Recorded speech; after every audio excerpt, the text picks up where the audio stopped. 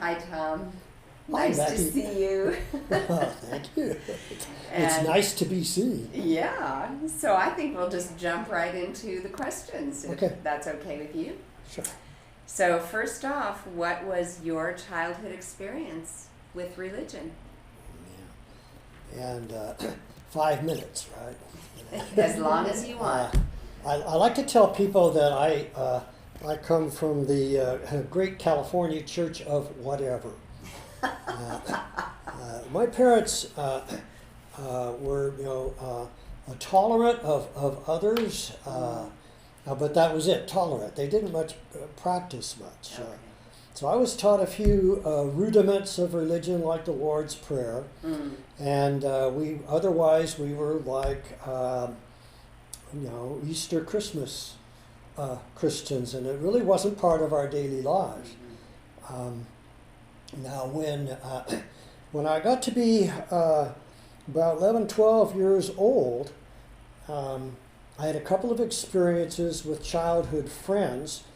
One turning away from me, cutting off the relationship because she had to get ready for confirmation as a Roman Catholic. Oh, interesting. And the other one, my best boyfriend, lived a block away, and rather precipitously, he cut off our relationship because he had to get ready for his bar mitzvah. Oh, wow. And this opened up a hole spiritually that was probably going to happen anyway, but it triggered that. And for years after that, I tried to fill that hole with things, some of them good, some not good. I got married. My first wife came from a very evangelical tradition, really strict. So here we are, I'm whatever, and she's pretty fundamental. Yeah. So we said, well, we got to be at a church. Okay. So we shopped around and we found the Presbyterians. Yes. We said, Yes. well, they're kind of in the middle. Yeah. Yeah. And that went well for some years. Mm. So I was a history teacher. So the pastor said, well, you could teach church history. I didn't know any church history. But Becky, I knew how to learn. Yes.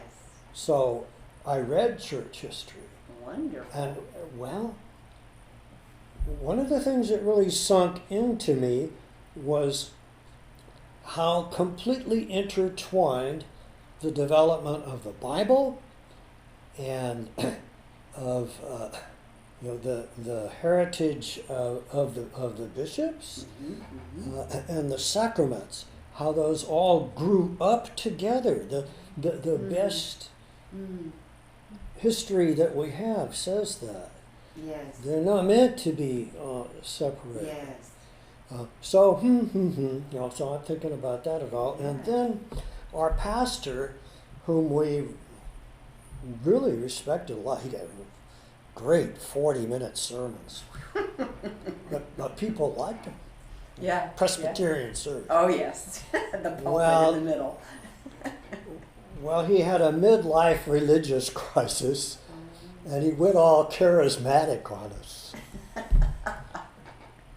I could handle it. But my wife, it was too much like what she escaped from. So she said, we're going. So we researched. We got training from the Catholics, by a very nice couple. But that was too much for her. Because She- of too many well, she rules didn't- and regulations. She rejected the evangelicalism that she grew up with. Yes. But that doesn't mean she was ready to jump all the way to the other side. Okay. Okay. So in our research, we found the Episcopal Church in our hometown. And nice people, beautiful, dignified. And my research on Anglicanism made me very happy because what I saw was a place where the apostolic succession and the scriptures and the sacraments were together, but without an international bureaucracy to control. Yeah. So that's how we became Episcopal. Wow. And where was that? In Fairfield. In Fairfield. Mhm. Yeah. Okay. Wow. Grace Episcopal Church. Before Rev Deb's time. Yeah. That's what I. This goes back a long time. And so, what were some of the things you did in the Episcopal Church? You're so active now in our church. Did you begin serving in the Episcopal Church? It's been a lot of fun. The Presbyterians made me a ruling elder. Okay. Yep. And so I was, on their board, and Ingrid was her name. My first wife was the church treasurer. So yeah, we were really active there, and we expected to be active in whatever way people wanted. So they put me on the vestry at Grace. Probably the most powerful experience that I had with lots of different jobs was as a lay reader. As a lay reader, it's gone now.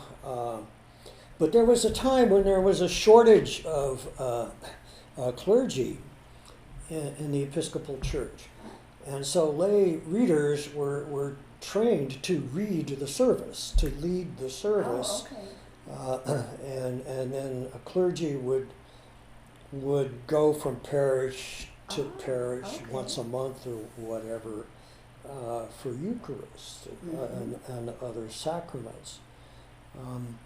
So our priest trained these 4 guys to be lay readers, and it was kind of like a special fraternity at that church. So that was probably my favorite ministry. Yeah. So, how many different places did you go to? Quite a number. How many what? Different places. Did you? Oh no, that was just for Grace Church. Oh, that was just. Yeah, for it was Grace. particular to a parish. I see. All right. Yeah. Wow. And then later on, things happen when you're open to them. My best friend for many years, whom I also taught with at my school,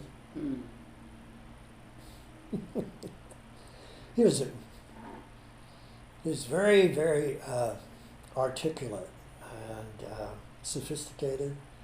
He was also a good man, but somehow he got in with the higher ups in the Episcopal Church, and they put him on the National Commission on Ministry, whatever the title was, and there was a vacancy, and they needed another token lay person, and he nominated me, and I got elected. Oh, wow. And that was a terrific experience. For about 10 years, once a year, 10 years I was part of it, once a year we'd meet for a week.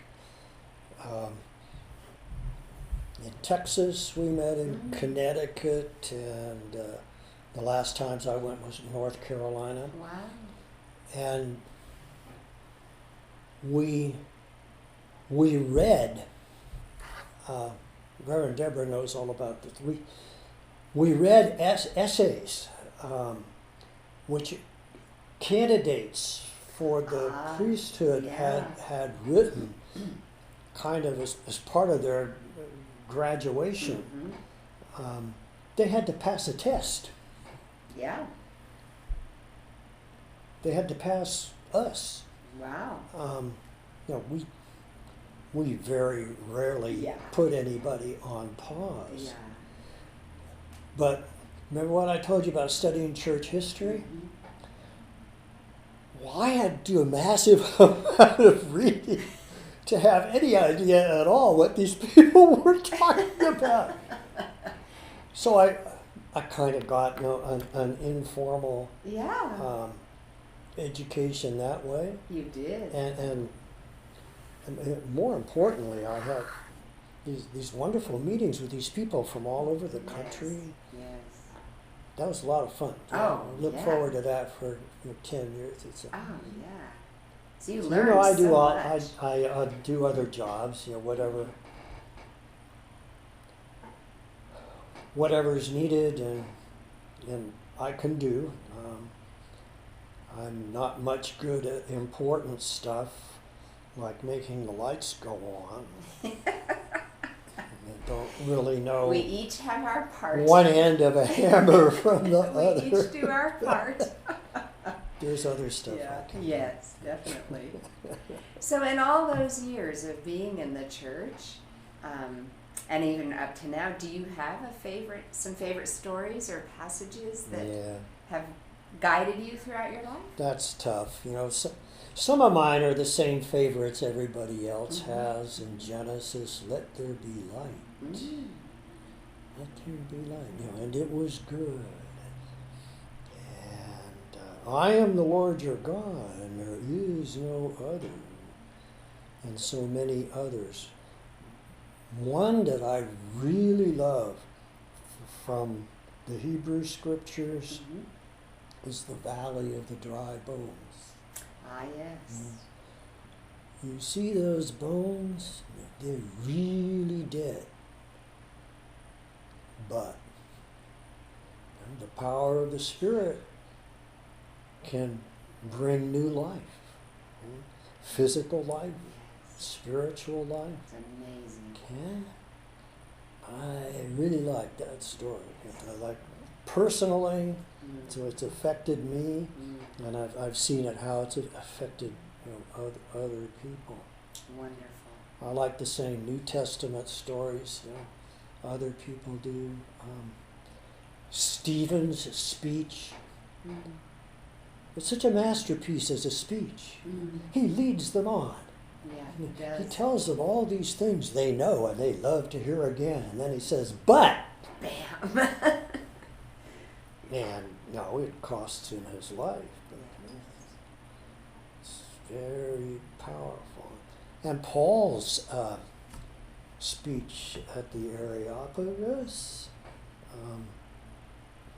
I know you're all really sophisticated intellectuals. You sure have a lot of gods. He knows they. Yeah. But they don't know what to substitute for what they lost. He says, I've got the answer for you. One that I really love from the New Testament is in Hebrews, the great cloud of witnesses. That's enormously powerful. There's billions of witnesses, living, dead, to come. They're all rooting for you. They're all on your side. So, I like that. Yeah, I hadn't thought of the to come. Well, that's one that really I draw on. Yeah. I draw strength from that. Wow, that's neat. So now we'll move to a question from Viktor Frankl. So you just shared what you draw on. As a Christian, what do you think God wants from you at this time? Yeah, that's a good one, Becky, because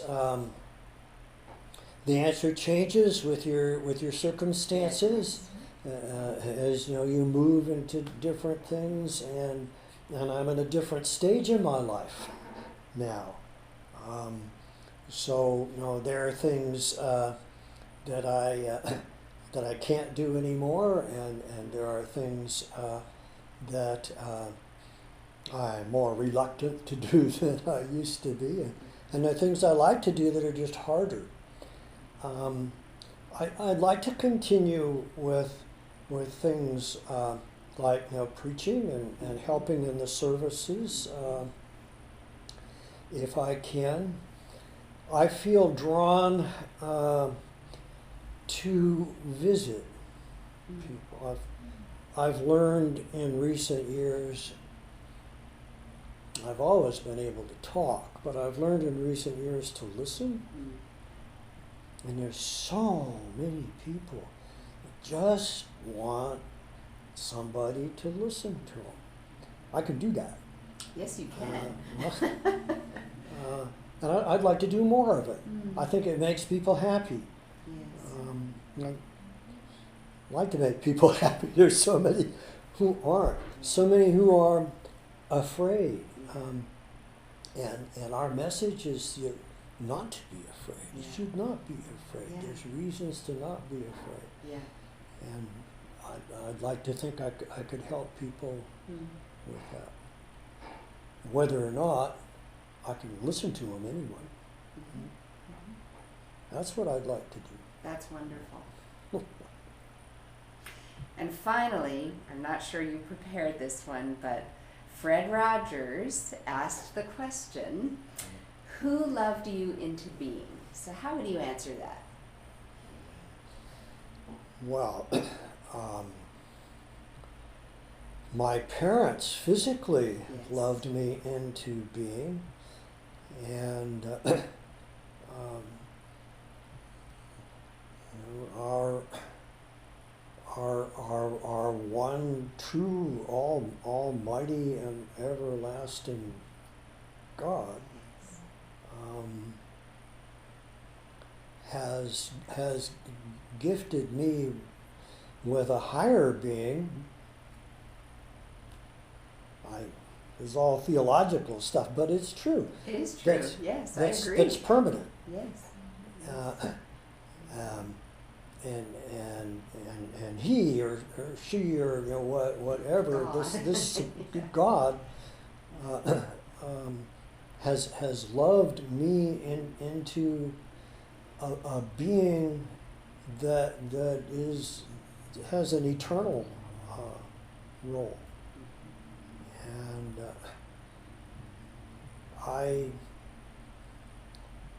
on my good days anyway, I express gratitude for that.